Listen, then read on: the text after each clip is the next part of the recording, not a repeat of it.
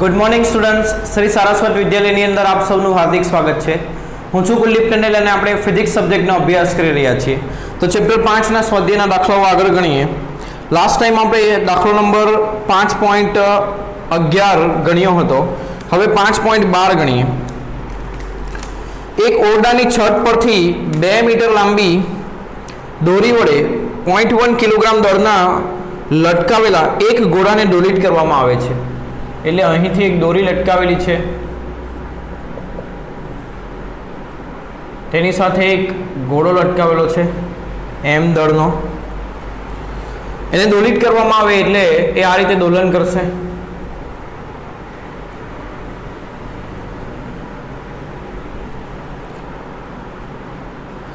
તેના મધ્યમાન સ્થાને ઘોડાની ઝડપ 1 મીટર પ્રતિ સેકન્ડ છે. એટલે આ સ્થાને હવે દ્વિપરિમાણમાં કોઈ પણ ગતિ કરતા પદાર્થની ઝડપ કઈ દિશા, એનો વેગ કઈ દિશામાં, સ્પર્શકની દિશામાં, એટલે આ દિશામાં એનો વેગ હશે. અને વેગનું મૂલ્ય એટલે ઝડપ, અને તે કેટલી આપેલી છે તો 1 મીટર પ્રતિ સેકન્ડ. ઘોડો જ્યારે તેના કોઈ એક અંત્ય સ્થાને હોય, ઘોડો શું કરશે? આમ જશે, અહીં અટકી જશે, ફરી પાછો આવશે, અહીં અટકી જશે. અટકી જશે એટલે આ જે અંત્ય સ્થાન છે ત્યાં એનો વેગ હંમેશા કેટલો હશે? 0. અને આ પણ અંત્ય સ્થાન છે તો અહીંયા પણ વેગ શું હશે? 0. અને બી તેના મધ્યમાન સ્થાને હોય, મધ્યમાન સ્થાન એટલે આ વચ્ચેનું, ત્યારે એનો વેગ આટલો છે. ત્યારે દોરીને કાપવામાં આવે તો ઘોડાનો ગતિપથ કેવો હશે? જુઓ, જ્યારે પહેલું અંત્ય સ્થાને કાપી દઈએ દોરીને, અંત્ય સ્થાને દોરીને કાપી દઈએ તો અંત્ય સ્થાને શું થશે? તમે એક વસ્તુ વિચારો, એનો વેગ 0 થઈ ગયો, બરાબર. અહીંથી દોરી કાપી દઈએ એટલે એ ઘોડો નીચે આવશે. કયા બળની અસર હેઠળ? ગુરુત્વાકર્ષણ બળની અસર હેઠળ. ક્યાં આવશે? નીચે આવશે. એટલે અહીંથી એનો વેગ 0 થઈ ગયો એટલે, અને પછી એની દોરી કાપી નાખી આપણે, દોરી શું કરી? કાપી નાખી. એટલે દોરી સાથે સંપર્ક છૂટી ગયો તો એ વજન બળથી નીચે આવશે. એટલે ગુરુત્વાકર્ષણ બળની અસરથી નીચે આવે એટલે ઘોડો શું કરે? મુક્ત પતન કરે. ઘોડો શું કરશે? મુક્ત પતન કરે, બરાબર. અને તેનો શરૂઆતનો વેગ કેટલો હોય? 0. એટલે કોઈ ઘોડાને 0 વેગથી આપણે છોડી દીધા હોય અને તે મુક્ત પતન કરતો નીચે આવે, એ પ્રકારની ગતિ આ ઘોડો કરશે. ગતિપથ કેવો હશે? તો આ સીધી રેખા પર તે નીચે આવશે, બરાબર. એટલે સુરેખ રેખા પર ગતિ કરી નીચે આવે. આ પહેલો આન્સર. બીજો, તેના મધ્યમાન સ્થાને, જ્યારે તે અહીંયા હોય, હવે તમે જુઓ, જ્યારે તે મધ્યમાન સ્થાને હોય ત્યારે તે આટલા વેગથી આ બાજુ જતો હોય, કેટલા? 1 મીટર પ્રતિ સેકન્ડના વેગથી. હવે એની દોરી કાપી દો એટલે તે આ દિશામાં આ રીતે ફેંકાય. એટલે સમક્ષિતિજ દિશામાં કોઈ ઘોડાને ફેંકો ત્યારે તે જે પ્રક્ષિપ્ત ગતિ કરે એ પ્રકારની ગતિ કરશે. એટલે ઘોડાની ગતિ એ પ્રક્ષિપ્ત ગતિ હશે. અને તે કેવા માર્ગે ગતિ કરશે? તો પ્રક્ષેપ પદાર્થ હંમેશા માર્ગ કેવો હોય? પરવલયાકાર. પરવલયાકાર માર્ગે ગતિ કરે. તો સિમ્પલ છે, આ રીતે આ પ્રશ્નનો ઉકેલ લાવવાનો, ફક્ત ગતિ માર્ગ કેવો એ જ શોધવાનું છે.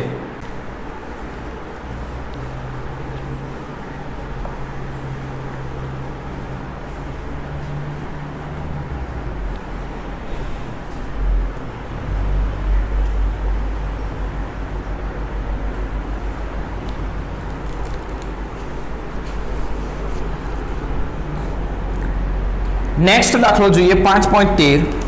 70 કિલોગ્રામ દળનો એક માણસ એક લિફ્ટમાં વજન કાંટા પર ઊભો છે. નીચેના દરેક કિસ્સામાં વજન કાંટા પરનું અવલોકન કેટલું હશે? પહેલા તો વજન કાંટોનો કોન્સેપ્ટ પહેલા સમજી લઈએ તો આ દાખલો ગણવાનું ફાવશે. વજન કાંટો શું કરે? તો તમારું વજન માપીને આપે. એટલે તમે અહીં આ કાંટા ઉપર ઊભા હોય તો એ તમારું વજન માપે. તો એકચ્યુઅલી વજન કાંટાનું રીડિંગ શું આવે? તો વજન કાંટાનું રીડિંગ એ કેટલું આવે? રીડિંગ એટલે એમાં માપ, વજન કાંટાનું માપ કેટલું આવે? તો વજન કાંટો તેના પર લાગતું લંબ પ્રતિક્રિયા બળ માપે. કયું બળ માપે? તેના પર લાગતું લંબ પ્રતિક્રિયા બળ માપે, બરાબર. વજન કાંટા પર કેટલું લંબ પ્રતિક્રિયા બળ લાગશે? તો વજન કાંટો વ્યક્તિ પર જેટલું લગાડે તેટલું જ વ્યક્તિ વજન કાંટા પર લગાડે. એટલે આપણે વ્યક્તિ પર લાગતું લંબ પ્રતિક્રિયા બળ માપશું, તે જ આપણો શું હશે જવાબ, તે જ લંબ પ્રતિક્રિયા બળ વજન કાંટા પર પણ લાગશે. બરાબર. તો આપણે વજન આ વ્યક્તિ પર લાગતું લંબ પ્રતિક્રિયા બળ ગણવાનું, એટલે એનો મતલબ એવો થયો કે વજન કાંટાનું માપ શું હશે, લંબ પ્રતિક્રિયા બળ જેટલું હશે. એટલે આપણે n માપવાનું. બરાબર. હવે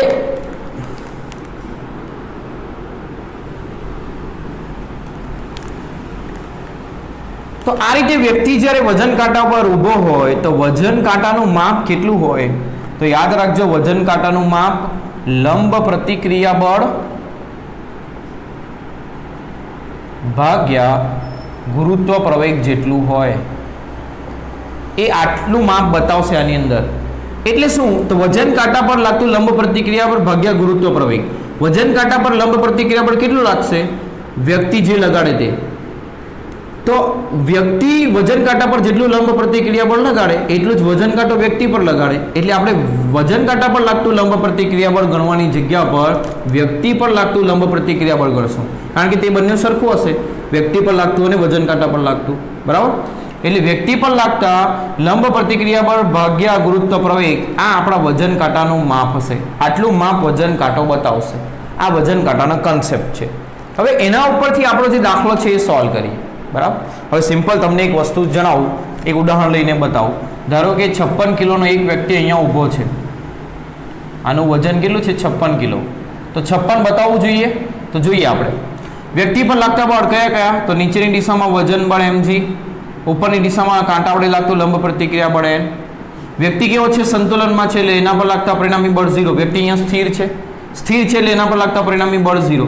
પરિણામી બળ 0 એટલે ઉપરનું બળ બરાબર નીચેનું બળ, એટલે n ની કિંમત આવી. તો વજન કાંટાનું માપ શું બતાવશે, વજન કાંટાનું માપ કેટલું હોય, કેટલું બતાવે, એમાં માપ n ભાગ્યા g. તો mg ભાગ્યા g, g કેન્સલ, એટલે વજન કાંટો તમને તમારું દળ બતાવશે 56 કિલોગ્રામ. વજન એટલે mg, પણ દળ એટલે આ m આપેલું હોય. તો જો વજન કાંટો તમને તમારું દળ બતાવે છે આ કન્સેપ્ટથી, એટલે હંમેશા દરેકની અંદર આપણે n ગણવાનું, એને g વડે ભાગશો એ વજન કાંટાનું માપ આવશે. આ વજન કાંટાનો એક કન્સેપ્ટ છે. ચાલો, તો એના ઉપરનો જે આ દાખલો છે એ સોલ્વ કરીએ આપણે. શું આપ્યું છે, તો 70 કિલોગ્રામ દળનો એક માણસ એક લિફ્ટમાં વજન કાંટા ઉપર ઊભો છે, એટલે એ વ્યક્તિનું દળ કેટલું છે, 70 કિલોગ્રામ. એટલે 70 જ બતાવશે એવું નહીં, અલગ અલગ પરિસ્થિતિઓ હશે.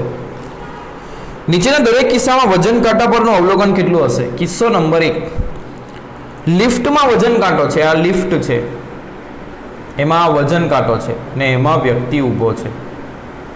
સમજો હવે, લિફ્ટ ઉપર તરફ 10 મીટર પ્રતિ સેકન્ડની નિયમિત ઝડપથી ગતિ કરે. લિફ્ટ ઉપર તરફ જાય કેટલી ઝડપથી, 10 મીટર પ્રતિ સેકન્ડ. નિયમિત ઝડપ એટલે ઝડપ બદલાતી નથી, એટલે પ્રવેગ શું હશે, 0. એટલે 0 પ્રવેગથી લિફ્ટ ગતિ કરે. બરાબર. વજન કાંટો અને વ્યક્તિ માટે લિફ્ટ એક નિર્દેશ ફ્રેમ છે. નિર્દેશ ફ્રેમનો પ્રવેગ 0 છે, એટલે આ બંને પર કોઈ આભાસી બળ લાગશે નહીં. તો આ વ્યક્તિ પર લાગતું બળ લખીએ તો નીચેની દિશામાં mg અને ઉપરની દિશામાં લંબ પ્રતિક્રિયા બળ n. તો લિફ્ટની સાપેક્ષમાં આ વ્યક્તિ કેવો છે, સ્થિર છે, એટલે વ્યક્તિ પર લાગતું પરિણામી બળ શું થશે, 0. બરાબર. વ્યક્તિ પર લાગતું પરિણામી બળ 0 એટલે n બરાબર mg થશે. તો વજન કાંટાનું માપ શોધવાનું છે આપણે, વજન કાંટા પરનું અવલોકન. તો વજન કાંટાનું અવલોકન કેટલું હશે, વજન કાંટાનું અવલોકન એ n ભાગ્યા g જેટલું હશે. એટલે mg ભાગ્યા g કરીએ તો g કેન્સલ m, એટલે 70 કિલોગ્રામ બતાવશે. તો પહેલા ઓપ્શનમાં તે 70 કિલોગ્રામ બતાવશે. આ ખૂબ જ અગત્યનો સવાલ છે, યાદ રાખજો. નીટ જેઈ જેવા લેવલની અંદર પણ આવા સવાલો પૂછાય છે, કારણ કે આ ઇમ્પોર્ટન્ટ છે. બી, લિફ્ટ નિમ્ન દિશામાં 5 મીટર પ્રતિ સેકન્ડ સ્ક્વેરના નિયમિત પ્રવેગથી ગતિ કરે. લિફ્ટ નીચે તરફ ગતિ કરે કેટલા પ્રવેગથી, 5 મીટર પ્રતિ સેકન્ડ સ્ક્વેરના પ્રવેગથી. ચાલો, અંદર વ્યક્તિ છે, વ્યક્તિ પર લાગતું બળ લખીએ તો નીચેની દિશામાં વજન બળ mg, ઉપરની દિશામાં લંબ પ્રતિક્રિયા બળ n. બરાબર. હવે લિફ્ટ નીચે તરફ પ્રવેગી ગતિ કરે, વ્યક્તિ માટે લિફ્ટ નિર્દેશ પ્રેમ છે, નિર્દેશ પ્રેમ પ્રવેગી ગતિ કરે તો તેના પ્રવેગની વિરુદ્ધ દિશામાં એના ઉપર આભાસી બળ લાગે, એટલે આ પ્રવેગની વિરુદ્ધ દિશામાં આભાસી બળ લીધું આપણે F A, બરાબર. હવે લિફ્ટમાં ઉભા રહીને જોઈએ એટલે લિફ્ટની સાપેક્ષમાં વ્યક્તિને જોઈએ તો સ્થિર દેખાશે, બહાર ઉભા રહીને જોઈએ તો લિફ્ટમાં વ્યક્તિ ગતિ કરતો દેખાય, પણ લિફ્ટની સાપેક્ષમાં તો વ્યક્તિ સ્થિર છે, એટલે વ્યક્તિ સ્થિર હોવાથી પરિણામી બળ એના પર શું લાગશે? 0. તો પરિણામી બળ 0 એટલે નીચેનું બળ બરાબર ઉપરનું બળ, તો mg - fa બરાબર n. આભાસી બળ કેટલું હોય? તો વ્યક્તિનું દળ અને નિર્દેશ પ્રેમનો પ્રવેગ, m કોમન કાઢીએ તો g - a = n. તો વજન કાંટાનું અવલોકન શું હશે? આ n નો જવાબ આવ્યો આપણો, વજન કાંટાનું અવલોકન. તો વજન કાંટાનું અવલોકન હશે n/g, તો m × g - a/g. તો હવે કરીએ આને સોલ્વ. તો m કેટલું છે? 70, g 10, પ્રવેગ 5/10, એટલે 7 × 10 - 5 5 થશે, 7 × 5 35 કિલોગ્રામ જ બતાવશે. કેટલું બતાવશે? 35 કિલોગ્રામ. તો જો મેથડ ઇઝી છે, તમને ગણતા આવડવું જોઈએ. સી ની અંદર શું આપ્યું એ જોઈએ. સી અને ડી ઓપ્શનમાં પણ જોઈએ. આ 1 માર્કમાં પૂછાય એવો પ્રશ્ન છે, પણ હું ધીમે ધીમે ગણાવું છું સવાલ તરીકે, કારણ કે આ પ્રશ્ન તરીકે આપ્યો છે, બાકી આ 1 માર્કમાં પૂછાય એવો સવાલ છે, એટલે તમને આવડી જાય તો તમારા માટે ઇઝી જ છે. આટલી બધી ક્લિયર આકૃતિ પણ 1 માર્કમાં જ્યારે પૂછેલો હોય ત્યારે આટલું આખું ક્લિયર દોરીને લખવાની જરૂર નથી, ફટાફટ લખી દો તો ચાલે બળ લખીને. લિફ્ટ ઉર્ધ્વ દિશામાં 5 મીટર પ્રતિ સેકન્ડના નિયમિત પ્રવેગથી ગતિ કરે, એટલે લિફ્ટ ઉપર તરફ ગતિ કરે કેટલા પ્રવેગથી? 5 મીટર પ્રતિ સેકન્ડ સ્ક્વેર. તો શું થશે? આના પર લાગતું વજન બળ mg, લંબ બળ n અને આભાસી બળ પ્રવેગ આનો લિફ્ટનો ઉપર છે એટલે આને તરફ નીચેની દિશામાં આભાસી બળ લાગશે. વ્યક્તિ માટે લિફ્ટની સાપેક્ષમાં વ્યક્તિ સ્થિર છે એટલે પરિણામી બળ એના પર 0. તો n બરાબર fa + mg થશે, બરાબર. fa બરાબર શું થશે? ma mg, m common a + g, m કેટલું છે? 70, a કેટલું છે? 5 અને 10, એટલે 70 × 15 થશે n ની કિંમત, બરાબર. તો વજન કાંટાનું અવલોકન, વજન કાંટાનું અવલોકન કેટલું લેવાનું આવે? n/g. તો n કેટલું? 70 × 15 / g બરાબર 10, 15 × 7 105 કિલોગ્રામ બતાવશે. છેલ્લો ઓપ્શન ડી ખૂબ અગત્યનો. આ લિફ્ટની યંત્રરચના નિષ્ફળ જાય છે અને લિફ્ટ સપાટાભેર ગુરુત્વાકર્ષણની અચળ હેઠળ નીચે મુક્ત પતન કરે છે. એટલે સમજો કે લિફ્ટનો તાર અહીંથી તૂટી ગયો તો લિફ્ટ નીચે ગુરુત્વ પ્રવેગથી મુક્ત પતન કરશે, એટલે લિફ્ટ મુક્ત પતન કરે એટલે લિફ્ટનો પ્રવેગ કેટલો થાય? g. હવે જુઓ, વ્યક્તિ અહીંયા ઊભો હોય તો વ્યક્તિ પર નીચેની દિશામાં mg બળ લાગે, ઉપરની દિશામાં લંબ પ્રતિક્રિયા બળ n લાગે, અને લિફ્ટનો પ્રવેગ નીચેની દિશામાં છે એટલે ઉપર એનો આભાસી બળ એને લાગે fa, અને વ્યક્તિ લિફ્ટની સાપેક્ષમાં સ્થિર હોય એટલે f બરાબર 0. તો n + fa બરાબર શું થશે? mg. તો n બરાબર mg - fa. ચાલો, mg આભાસી બળ કેટલું હશે? વ્યક્તિનું દળ અને પ્રવેગ કોનો? લિફ્ટનો પ્રવેગ કેટલો છે? g જેટલો જ છે, તો mg - mg 0, એટલે લંબ પ્રતિક્રિયા બળ કેટલું વ્યક્તિ પર લાગશે? 0, એટલે વજન કાંટાનું અવલોકન n/g કરીએ તો 0/g બરાબર 0 થશે, એટલે એમાં કોઈ વજન બતાવશે નહીં વ્યક્તિનું, જો આવું થાય તો. એટલે તમે ટ્રાય કરજો, લિફ્ટનો વાયર કાપી નાખજો, અંદર ઊભા રહીને વજન કાંટા પર ઊભા રહીને, બરાબર. એવું કરતા નહીં, મજાક કરું છું, નહીં તો સરે કીધું છે એવું કહેશો, બરાબર. તો આ રીતે આ દાખલાઓ થશે. ઇઝી છે, કન્સેપ્ટ સમજી ગયા તો ઇઝી છે તમારા માટે. કોઈ પણ પ્રકારનો પછી દાખલો આવે, ગણવાનું શું? n.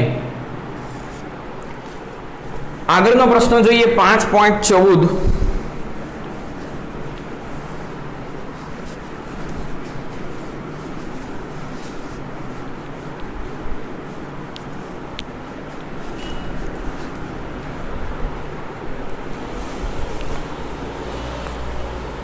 તો 5.14 ની અંદર શું આપ્યું છે? આકૃતિ 4 કિલોગ્રામ દળના એક કણનો સ્થાન સમય આલેખ છે. કેટલું દળ છે? 4 કિલોગ્રામ. તેનો સ્થાન સમયનો એટલે xt આલેખ છે. ચાલો તો xt આલેખ ઉપરથી શું મળે તો એનો ઢાળ તમને એનો વેગ આપશે. આ મેં તમને સમજાવેલું હતું યાદ હોય તો. આ 4 સેકન્ડ ને 0 અને આ 3 મીટર બરાબર. તો પહેલું t 0 t 4 સેકન્ડ 0 થી 4 સેકન્ડ સમયે કણ પર લાગતું બળ શોધો. એટલે આ સમયે કણ પર લાગતું બળ શોધવાનું છે અને t બરાબર 0 અને t<4 સેકન્ડ માટે બળનો આઘાત શોધો. બે વસ્તુ ગણવાની છે, બળ અને બળનો આઘાત. તો બળ બરાબર શું થાય? દળ ગુણ્યા પ્રવેગ. તો પહેલા પ્રવેગ શોધી દઈએ. તો તમે અહીં જુઓ કેવો આલેખ છે. આ સીધી રેખા છે એટલે વેગ કેવો હશે? અચળ. વેગ કેવી રીતે મળશે? તો 0 થી 4 સેકન્ડ માટે ગણતરી કરીએ તો વેગ કેટલો આવશે? તો એનો ઢાળ કેવી રીતે મળે? તો મેં તમને શીખવાડેલું y2 - y1 ભાગ્યા x2 - x1. આના યામ લખો આ બિંદુના અને આ બિંદુના લખો. આ બિંદુના તો 0 0, આનો x યામ 4 અને y યામ 3. તો y2 3, y1 0, x2 4, x1 0 એટલે 3/4 આટલો એનો વેગ આવશે 0 થી 4 સેકન્ડ માટે. 4 સેકન્ડ બાદ t>4 સેકન્ડ આના માટે આ સમયગાળા માટે શું આવશે? તો 4 સેકન્ડ પછી કણ ત્યાંનો ત્યાં જ છે. જો x બદલાતો નથી એટલે ત્યાં વેગ શું હશે? 0 હશે. એટલે સિમ્પલ લોજિકથી આપણે આ વેગ ગણ્યા બરાબર. ચાલો હવે બળ ગણવા માટે પ્રવેગ ગણવો પડશે. તો આપણે ગણવાનું છે બળ. પહેલું t<0 માટે. t<0 માટે આવો આલેખ છે. આમ આલેખ છે. આ આલેખ શું બતાવે? વસ્તુ 0 પર જ છે. વસ્તુ કેવી છે? 0 પર જ સ્થિર છે. સ્થિર છે એટલે વેગ 0 અને પ્રવેગ પણ શું છે? 0. પ્રવેગ 0 તો એના પર લાગતું બળ શું હશે? 0 હશે. એટલે પહેલું બળ 0. બીજું શોધીએ t>4 સેકન્ડ માટે. t>4 સેકન્ડ માટે જુઓ તો 4 સેકન્ડ કરતાં વધારે સમયગાળા માટે કણ ક્યાં છે? 3 પર જ છે. એટલે કણ કેવો છે? સ્થિર. કણ સ્થિર એટલે પ્રવેગ 0 એટલે એના પર લાગતું બળ પણ શું હશે? 0. ન્યૂટનનો ગતિનો પહેલો નિયમ શું કહે? જો બળ લાગે તો જ ખસે, ખસતું નથી એટલે બળ શું હશે? 0 હશે. ત્યાંનું ત્યાં જ છે. પછી 0 થી 4 સેકન્ડ માટે. 0 થી 4 સેકન્ડ માટે વેગ 3/4 મીટર પ્રતિ સેકન્ડ અને તે કેવો છે? અચળ છે. વેગ અચળ હોય તો પ્રવેગ શું આવે? 0. પ્રવેગ 0 એટલે ફરીથી એના પર લાગતું બળ શું છે? 0. એટલે આખી ગતિ દરમિયાન કોઈ પણ જગ્યાએ બળ લાગતું નથી. આ તમને સમજાવવું જોઈએ. ચાલો આગળ ગણીએ બી. બળનો આઘાત ગણવાનો છે. કોના માટે? t=0 સેકન્ડ માટે. t=0 સેકન્ડ માટે. તો બળનો આઘાત ગણવા માટે એક સિમ્પલ રીત છે. બળનો આઘાત એટલે F ΔT ને તે કેવી રીતે ગણાય? તો વેગમાનમાં થતો ફેરફાર.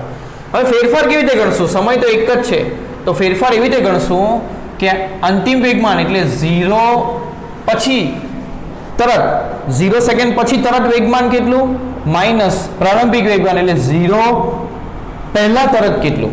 એટલે 0 ની એક્ઝેક્ટ પછી કેટલું અને પહેલા કેટલું? પછીનું અંતિમ અને પહેલાનું પ્રારંભિક વેગમાન. બરાબર ખ્યાલ આવ્યો?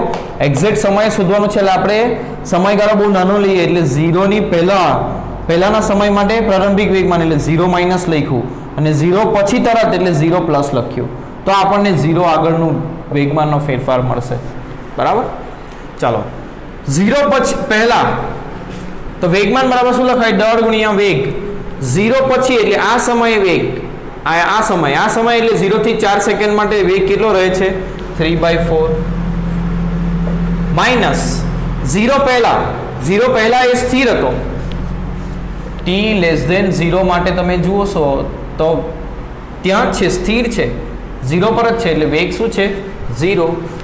એટલે m × 0 એટલે આગળ થશે m કેટલું છે? 4 કિલોગ્રામ. 4 × 3/4 એટલે 3 કિલોગ્રામ મીટર પ્રતિ સેકન્ડ. બળનો આઘાત એટલે ન્યૂટન સેકન્ડ આટલો જવાબ આવશે. કોના માટે? તો t=0 માટે, 0 સેકન્ડ માટે. હવે t કોના માટે ગણવાનું છે? t<4 સેકન્ડ માટે. લેસ ધેન 4 નહીં, અહીંયા થોડી ભૂલ છે, પ્રિન્ટિંગ મિસ્ટેક છે. આ ઇક્વલ ટુ 4 છે. ઇંગ્લિશ મીડિયમની બુકમાં જોઈને તમે વેરીફાઈ કરી શકો. તો ઇક્વલ ટુ 4 એટલે બળનો આઘાત કેવી રીતે શોધશું આપણે? વેગમાનમાં થતો ફેરફાર. કેવી રીતે શોધશું વેગમાનમાં થતો ફેરફાર? દળ ગુણ્યા વેગ ક્યારે, અથવા તો વેગમાન અંતિમ વેગમાન ક્યારનું? 4 સેકન્ડ પછીનું અને 4 સેકન્ડ પહેલાનું. બરાબર. તો દળ 4 સેકન્ડ પછી સ્થિર છે એટલે વેગ શું છે? 0. 4 સેકન્ડ પછી વેગ 0 જુઓ.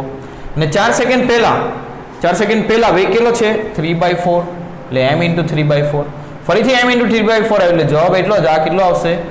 -3 ન્યૂટન સેકન્ડ. તો બળનો આઘાત એકમાં +3 અને બીજામાં -3 મળશે. ખ્યાલ આવે છે? એનું વજન 4 કિલોગ્રામ આપેલું છે. 5.15 ગણીએ. 10 કિલોગ્રામ અને 20 કિલોગ્રામ દળ ધરાવતા બે પદાર્થો A અને B ને લીસી સપાટી પર, લીસી સપાટી એટલે ઘર્ષણ 0 રાખી એક હલકી દોરીના છેડાઓ સાથે બાંધેલ છે. એટલે અહીંયા 10 કિલોગ્રામ રાખેલું છે અને અહીંયા 20 કિલોગ્રામ રાખેલું છે. તેને હલકી દોરી વડે બાંધી દીધું છે. એ દોરી વડે એને બાંધી દો. 600 ન્યૂટનનો એક સમસ્થિત બળ પહેલા A પર ને પછી B પર દોરીની દિશામાં લગાડવામાં આવે તો દરેક કિસ્સામાં દોરીમાં તણાવ શોધો. દોરીમાં તણાવ શોધો. ચાલો આ તમે જાતે ગણી શકો. પહેલા જાતે ગણવાનો પ્રયત્ન કરો. ના આવડે તો પછી વિડીયો આગળ જુઓ. બરાબર. તો જુઓ, અમે તમને શીખવાડ્યું છે. ચાલો પહેલો કેસ લઈએ આપણે. જ્યારે બળ કોના પર લગાડવાનું છે? A પર. આ A છે ને આ B છે. તો ચાલો A પર બળ લગાડીએ. F. A પર બળ લગાડીએ 10 કિલોગ્રામ અને 20 કિલોગ્રામ. A B કોણ છે જોઈ લેવું પડશે. 10 અને 20 A અને B નામ છે. તો 10 કિલોગ્રામ પર F બળ લગાડીએ અને F કેટલું છે? 600 ન્યૂટન. F કેટલું છે? 600 ન્યૂટન. ચાલો હવે આના પર લાગતા બળ માટે FBD લખીએ તો નીચેની દિશામાં વજન બળ mg, એનું દળ 10 એટલે 10g લખું. ઉપરની દિશામાં લંબ પ્રતિક્રિયા બળ n1. અહીંયા દોરીમાં લાગતું તણાવ બળ T જમણી બાજુ આવશે, જમણી બાજુ, અને આ બાજુ લગાડેલું બળ F. હવે જો તમે અહીં બળ લગાડશો તો શું થશે? આ બાજુ ખસે અને જેટલું આ બાજુ ખસે તેટલું જ આ બી ખસે, કારણ કે બંને દોરી સાથે બંધાયેલા છે. કેમ ખસે? ખબર કેવી રીતે પડી? તો અહીંયા ઘર્ષણ છે જ નહીં એટલે ખસવાનું જ છે. તમે બળ લગાવશો તો ઘર્ષણ હશે તો કદાચ ત્યાં ને ત્યાં પડી રહેશે, પરંતુ ઘર્ષણ નથી એટલે ખસવાનું જ છે ગમે એટલું બળ લગાવો. એટલે બળ લગાવ્યું તો એ ખસ્યું આ બાજુ ખેંચાયું તો દોરી સાથે બંધાયેલું છે એટલે આ બી આ બાજુ ખેંચાય. બંને સમાન પ્રવેગથી, કારણ કે જેટલું અંતર આ કાપે એટલું જ આ કાપે એટલે બંનેમાં પ્રવેગ કેવો? સમાન. આનો પ્રવેગ આ દિશામાં હશે A. બરાબર. હવે જુઓ, આના પર આ દિશામાં લાગતું બળના લીધે એ ખસે છે એટલે x દિશામાં લાગતો બળનો સરવાળો બરાબર દળ ગુણ્યા પ્રવેગ થશે. તો A ની દિશામાંનું બળ પ્લસ લેવાનું એટલે F ને પ્લસ લઈએ અને T ને માઇનસ લઈએ. એનું દળ કેટલું? 10 અને પ્રવેગ A. F બરાબર કેટલા છે? 600 ન્યૂટન માઇનસ T બરાબર 10A. આ પહેલું સમીકરણ. ચાલો 20 કિલોગ્રામ પર લાગતા બળ લખીએ તો નીચે 20g, ઉપર લંબ બળ n2 અને આ બાજુ લાગતો તણાવ બળ T. જમણી બાજુ કોઈ બળ નથી અને ઘર્ષણ પણ નથી કારણ કે સપાટી લીસી છે અને એ પ્રવેગથી આ બાજુ ગતિ કરે એટલે x દિશામાં લાગતા પરિણામી બળ બરાબર દળ ગુણ્યા પ્રવેગ. કારણ કે પ્રવેગ આમ છે એટલે બળ તમે આ દિશામાં ના લેવાના, તમારે આ ઊભા લેવાના નહીં. તો આ દિશામાંનું બળ પ્લસ એટલે T ને પ્લસ, બીજું કોઈ બળ જ નથી. બરાબર દળ કેટલું? 20 અને પ્રવેગ કેટલો? A. એટલે T બરાબર 20 આવ્યું. તો સમીકરણ 1 માં T ની કિંમત મૂકતા, સમીકરણ 1 માં T ની કિંમત મૂકો તો 600 માઇનસ 20A બરાબર 10A. તો આના પરથી 600 બરાબર શું થશે? 30A. તો 0 0 કેન્સલ. A બરાબર 20 × 60 એટલે 20 મીટર પ્રતિ સેકન્ડ સ્ક્વેર. આટલો પ્રવેગ બંનેમાં ઉદ્ભવશે. ચાલો દોરીમાં તણાવ બળ ગણીએ તો T બરાબર 20A છે. તો 20 ગુણ્યા 20 એટલે કેટલા થશે? 400 ન્યૂટન તણાવ બળ આવશે. તો પહેલા કિસ્સામાં સોલ્વ થયું. બીજો કિસ્સો સોલ્વ કરીએ. 10 કિલોગ્રામ અને 20 કિલોગ્રામ. હવે બળ આપણે B પર લગાવીએ એટલે B પર દોરીની દિશામાં એટલે આ દિશામાં B પર બળ લગાવ્યું કેટલું? 600. તો શું થશે? આ બાજુ ખસે ને આ પણ આ બાજુ ખસે. આ જેટલું ખસે એટલું જ આ ખસે એટલે બંનેમાં પ્રવેગ સરખો. બરાબર. ચાલો 10 કિલોગ્રામ પર લાગતા બળ લખીએ તો નીચે 10g, ઉપર લંબ પ્રતિક્રિયા બળ n અને આ બાજુ તણાવ બળ T. અહીંયા તણાવ બળ આવશે દોરીમાં T. બીજું કોઈ બળ લાગશે નહીં ને એ પ્રવેગથી આ બાજુ ખસે એટલે પરિણામી બળ બરાબર દળ ગુણ્યા પ્રવેગ. તો પરિણામી બળ એક જ છે T આ દિશામાંનું, વિરુદ્ધ દિશામાં કોઈ છે જ નહીં. દળ કેટલું? 10 × A એટલે T બરાબર 10A આવ્યું. ચાલો બીજાનો દોરીએ. 20g નીચે વજન બળ, લંબ પ્રતિક્રિયા બળ N2, અહીંયા N1 લખવું પડશે. આ બાજુ F બળ અને આ બાજુ તણાવ બળ T. આ બળો લખતા મેં તમને શીખવાડ્યું છે. અને આ દિશામાં એ ગતિ કરે છે તો સિગ્મા F x બરાબર દળ ગુણ્યા પ્રવેગ. તો આ દિશામાંનું બળ પ્લસ, આની વિરુદ્ધ દિશામાંનું માઇનસ, એટલે F માઇનસ T બરાબર દળ 20 ઇન્ટુ A. T ની કિંમત મૂકી દઈએ તો 10A, F ની કિંમત પણ મૂકીએ 600 માઇનસ 10A બરાબર 20 ઇન્ટુ A. તો આના પરથી 600 બરાબર 30A. તો ફરી પાછું A બરાબર કેટલું આવ્યું? 20 મીટર પ્રતિ સેકન્ડ સ્ક્વેર. તો જુઓ, તંત્રને બંને વખત તમે સમાન બળ લગાવ્યું એટલે પ્રવેગ બંનેમાં સમાન ઉદ્ભવે છે. પરંતુ ફેરફાર શામાં થશે? તો તમે આનો તણાવ બળ ગણો, પહેલા કેસનું તણાવ બળ. હવે હું અહીં લખું છું પણ તમારે આની નીચે જ લખવાનું રહેશે. તો તણાવ બળ T બરાબર કેટલું છે? 20A, 10A, not 20. આને સમીકરણ નંબર 3 આપવું પડશે. તો 10A, તો 10 into 20 એટલે તણાવ બળ કેટલું આવશે? 200 ન્યૂટન. તો તણાવ બળ બંને કેસમાં બદલાયું, બરાબર. એટલે આટલો ફરક રહેશે. અને આ ઇમ્પોર્ટન્ટ સવાલ એક્ઝામ માટે કરવાનો, તમારે પહેલાં જાતે પ્રયત્ન કરવાનો, પછી વિડીયો જોઈને સોલ્વ કરવાનો, તમારી ભૂલો શોધવાની ગણતરીની અંદર, બરાબર છે. ચાલો આગળ કરીએ. 5.16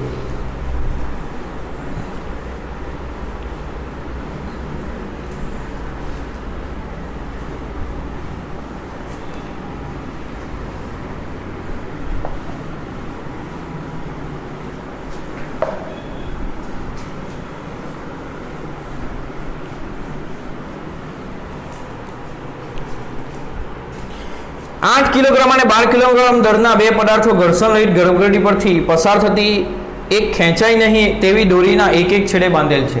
એટલે ગરગડી પરથી દોરી બાંધીને બે વજન લટકાવેલું છે. એક છે કેટલું? 8 કિલોગ્રામ અને બીજું છે 12 કિલોગ્રામ. આ દળોને છોડી દેવામાં આવે તો તેમના પ્રવેગ શોધો, દોરીમાંનું તણાવ પણ ગણો. તો જો આને છોડી દઈએ તો શું થાય? 12 કિલોગ્રામ વજન વધારે છે એટલે આ નીચે આવશે. બંને દોરીથી બંધાયેલા છે એટલે આ જેટલું નીચે આવે એટલું જ આ ઉપર જાય. એટલે બંનેમાં પ્રવેગ સરખો, આમાં A તો આમાં પણ A. એટલે આ A શોધવાનું. ચલો 8 કિલોગ્રામ પર લાગતા બળ નીચેની દિશામાં 8G અને અહીંયા ઉપર તણાવ બળ T. ખ્યાલ આવે છે? આના પર લાગતા બળ 12G નીચે અને અહીંયા દોરીમાં ઉદ્ભવતું તણાવ બળ T. દોરી અહીંથી અહીં એક જ છે એટલે તણાવ બળ TT લખ્યું છે. દોરી બદલાય તો તણાવ બળ પણ બદલાઈ જાય. તો 8 કિલોગ્રામ પર લાગતા બળ 8G નીચે, T ઉપર અને તે A પ્રવેગથી ઉપર જાય. એટલે પરિણામી બળ બરાબર શું લખવાનું? દળ ગુણ્યા પ્રવેગ. તો A ની દિશામાંનું બળ પ્લસ એટલે T પ્લસ, વિરુદ્ધ દિશામાંનું માઇનસ, બરાબર. દળ કેટલું એનું? 8 ઇન્ટુ A, બરાબર. તો T માઇનસ 8 ગુણ્યા 10 એટલે 80 થશે. G ની કિંમત 10 મૂકીએ, ઇઝ ઇક્વલ ટુ 8A. સમીકરણ નંબર 1. આના પર લાગતા બળ લખીએ 12G નીચે, તણાવ બળ T ઉપર અને એ નીચે તરફ આવે. એટલે પરિણામી બળ બરાબર દળ ગુણ્યા પ્રવેગ લખીએ તો નીચેનું બળ પ્લસ અને ઉપરનું માઇનસ, બરાબર દળ 12 અને પ્રવેગ A. તો 12 ઇન્ટુ G બરાબર 10 મૂકીએ એટલે 120 માઇનસ T બરાબર 12 ઇન્ટુ A. સમીકરણ નંબર 2. 1 અને 2 ને ઉમેરતા, 1 અને 2 ને ઉમેરો તો શું થશે? તો પહેલા બીજું સમીકરણ લખીએ 120 માઇનસ T બરાબર 12A. પહેલું સમીકરણ લખીએ માઇનસ 80 વત્તા T પ્લસ છે ને 80 માઇનસ છે એટલે આ રીતે લખ્યું 8A. 2 ને ઉમેરો તો 120 માઇનસ 80 કેટલા થાય? 40. T cancel, T minus T 0. 12 ને 8 કેટલા થાય? 20A. તો પ્રવેગ A બરાબર 40/20 એટલે 2 મીટર પ્રતિ સેકન્ડ સ્ક્વેર. બંનેમાં ઉદ્ભવતો પ્રવેગ મળી ગયો. તણાવ બળ શોધવા માટે સમીકરણ 1 ને વાપરીએ, એમાં A ની કિંમત મૂકીએ 8 દુ 16 એટલે T બરાબર 16 વત્તા 80 એટલે કેટલા થશે? 96 ન્યૂટન. તણાવ બળ એ બળ છે એટલે ન્યૂટન જવાબ આવશે, ન્યૂટન એકમ આવશે. ખ્યાલ આવ્યો? બહુ ઇઝી દાખલાઓ છે. જો આ મેથડ આવડી ગઈ તો બળ લખતા, પ્રવેગ લખતા અને બળ બરાબર દળ ગુણ્યા પ્રવેગ. કઈ દિશામાંનું બળ પ્લસ? પ્રવેગની દિશામાંનું પ્લસ, વિરુદ્ધ દિશામાંનું માઇનસ.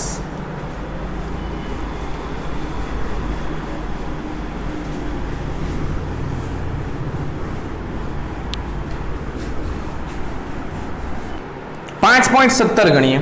પ્રયોગશાળાની નિર્દેશ ફ્રેમમાં એક ન્યુક્લિયસ સ્થિર છે. એક ન્યુક્લિયસ છે કેવો છે? સ્થિર. સ્થિર એટલે એનો વેગ કેટલો છે? 0. તો એનું વેગમાન કેટલું થશે? m × v, 0 જ થશે. જો તે બે નાના નાના ન્યુક્લિયસોમાં વિભાજન પામે એટલે આમાંથી બે ન્યુક્લિયસ બની જાય તો દર્શાવો કે નિપજો વિરુદ્ધ દિશામાં ગતિ કરવા જોઈએ. આ પરસ્પર આ બે દિશામાં વિરુદ્ધ દિશામાં સમાન વેગથી ગતિ કરવા જોઈએ એવું સાબિત કરો. અને બે સમાન ટુકડાઓમાં વિભાજિત થાય છે. હવે જુઓ,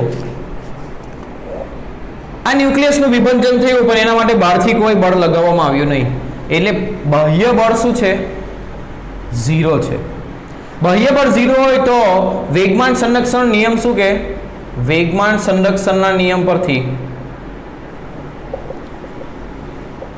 જો બળ 0 હોય તો એમાં એનું વેગમાન કેવું રહે? અચળ રહે. જો એના પર લાગતું બાહ્ય બળ 0 હોય તો વેગમાન કેવું રહે? અચળ. એટલે અંતિમ વેગમાન બરાબર પ્રારંભિક વેગમાન થાય. હવે પ્રારંભિક વેગમાન કેટલું છે? 0. એટલે અંતિમ પણ કેટલું થવું જોઈએ? 0 થવું જોઈએ. તો પહેલાનું વેગમાન લખીએ, પહેલા ટુકડાનો દળ m1 અને એનો વેગ લખીએ v1, બીજાનો દળ m2 અને એનો વેગ v2 લખીએ તો એ કેવું થવું જોઈએ? 0. તો m1 v1 બરાબર શું થવું જોઈએ? -m2 v2.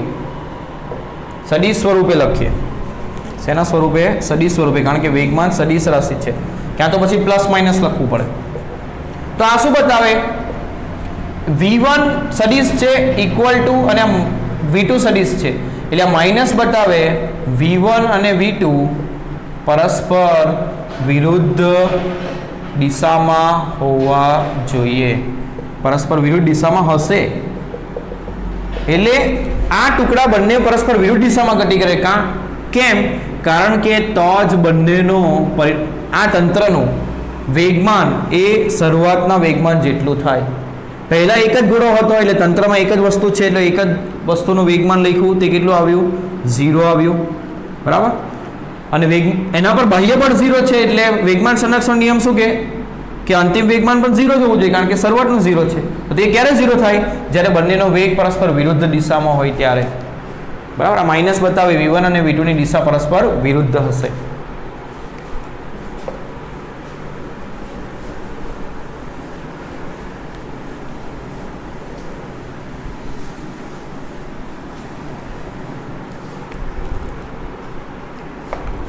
પાંચ 5.18 ગણીએ. 0.05 કિલોગ્રામ દળના 2 બિલિયર્ડ બોલ 6 મીટર પ્રતિ સેકન્ડની ઝડપથી ગતિ કરતા અથડાય છે અને તેટલી જ ઝડપથી પાછા ફેંકાય છે. દરેક બોલને બીજા વડે લગાડેલ આઘાત કેટલો હશે? એટલે એક બોલ બે સમાન દળના બિલિયર્ડ બોલ છે, એમ દળ જ છે. એ બંને આ દિશામાં ગતિ કરે છે અને બંનેના વેગ સરખા છે. એટલે m બરાબર 0.05 કિલોગ્રામ અને વેગ કેટલો? 6 મીટર પ્રતિ સેકન્ડ. અથડાય છે એટલે અહીંયા અથડાશે. બે અથડાયા બાદ તે વિરુદ્ધ દિશામાં ગતિ કરે. એટલે આ જે ખરો પહેલો બોલ, ત્યાં બીજો બોલ. હવે અથડાયા પછી શું થાય? તો કે પહેલો બોલ એની વિરુદ્ધ દિશામાં આવી જાય, જે દિશામાં હતો તેની વિરુદ્ધ દિશામાં, અને બીજો બોલ તેની વિરુદ્ધ દિશામાં આવી જાય. આ આમ આવતો હતો, હવે આમ આવશે. આવું થાય છે એવું કીધું છે. બરાબર. તો શું કરવાનું છે? દરેક બોલને બીજા વડે લગાડેલ આઘાત કેટલો હશે?